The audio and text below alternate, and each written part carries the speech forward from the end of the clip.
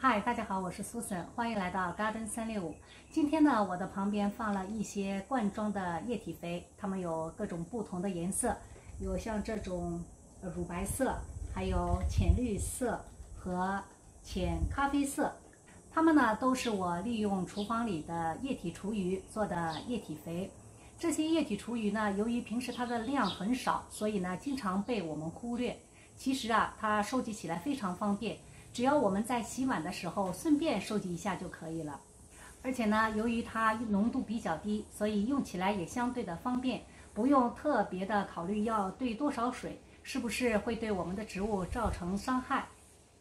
特别是对我们这种小家庭种植，这些液体肥呢是很好的肥料的补充，如果浪费了呢，就有点可惜了。今天呢，就让我们一起来看看，到底厨房里的哪一些液体厨余，我们能够把它们收集起来，经过简单的发酵，在浇水的时候呢，用到我们的小菜地或者我们的花园当中。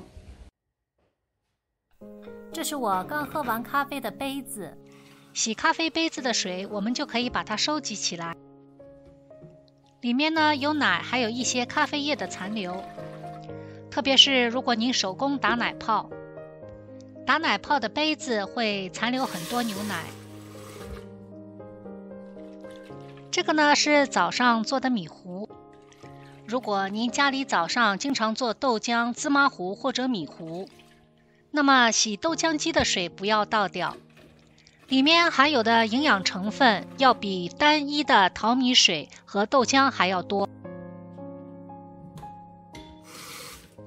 酸奶桶也可以刷一下，特别是如果吃得不干净，如果直接扔掉，夏天会有味道，而且还容易招惹小飞虫，还不如花1分钟刷一下，既把桶洗干净了，又给我们的植物增加了营养，真可谓是一举两得。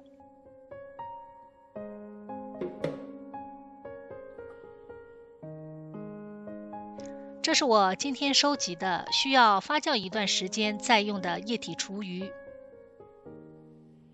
还有直接就可以用的。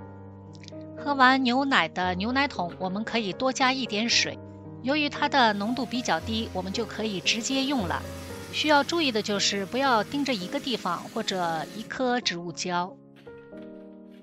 如果总是频繁的浇一棵植物，时间长了呢，你就会发现一些小飞虫，而且植物也未必喜欢。就像茶叶水对植物有好处，但是浇多了，浓度高了，也会把植物浇死。这些就是今天收集的，这些呢都是我前段时间做的，现在呢都可以用了。这瓶有奶油的成分，经过一段时间发酵，奶油已经飘在了上面。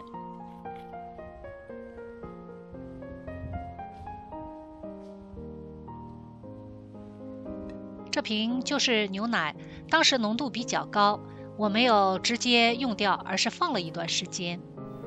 由于没有及时的拧开瓶盖，瓶子被气体压得走了形。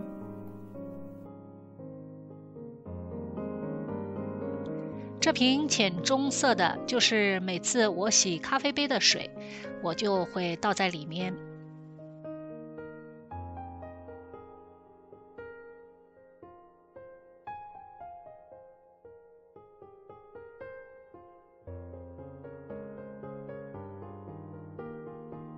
这一瓶是我做的奶昔，洗机器的水我也倒在了里面。这绿色的颗粒应该是 kale， 其他还加了什么我已经忘记了，总之呢东西不少。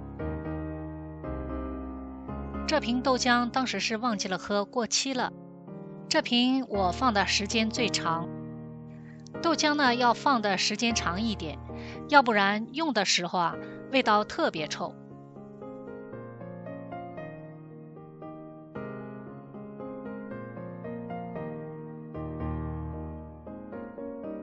发酵的时间根据气温而定，一般呢2到4个星期，浓度高就多放点时间。像这瓶豆浆我已经放了2、3个月了，还有一个最简单的方法可以分辨是否发酵好了，那就是看液体的清澈程度。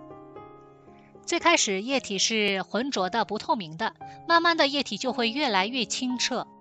根据液体的不同成分会出现沉淀物或者漂浮物，一般这时候液体肥就可以用了。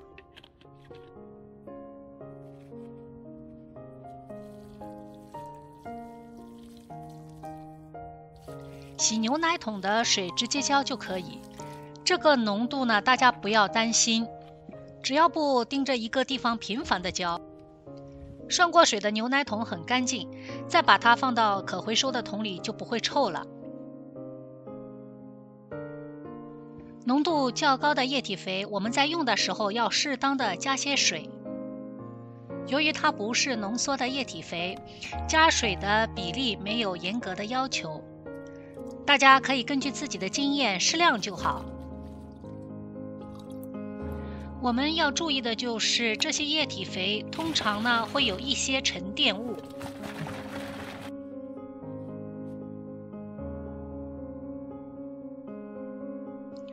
如果颗粒太多，这些沉淀物在浇水的时候就会被过滤在土的表面，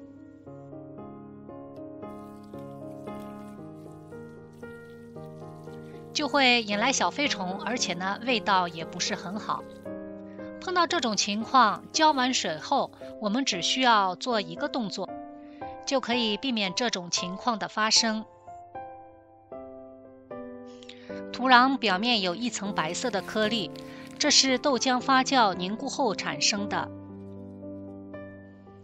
浇完水后，我们可以在上面盖一层薄薄的土，不用很厚，只要能把颗粒盖住就可以。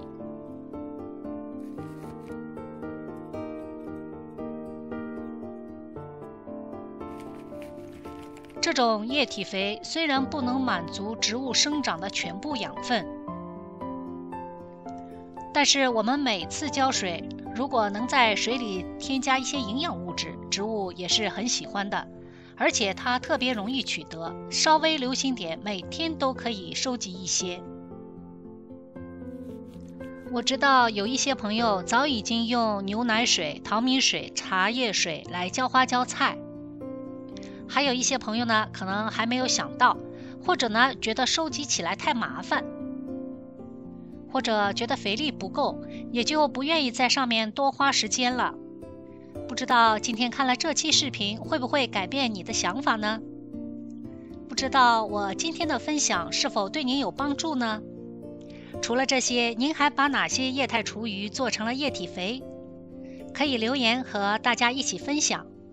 如果您也喜欢我的视频，非常欢迎您订阅我的频道。谢谢大家的收看，我们下期再见。